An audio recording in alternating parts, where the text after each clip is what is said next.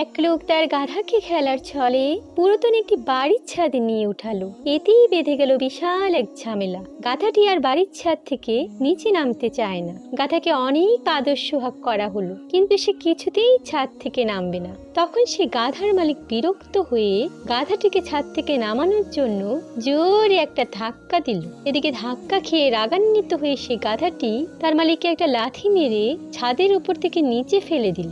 এরপর সেই গাধাটি মনের আনন্দে জোরে জোরে ওই বাড়ির ছাদের উপরে লাফাতে লাগলো।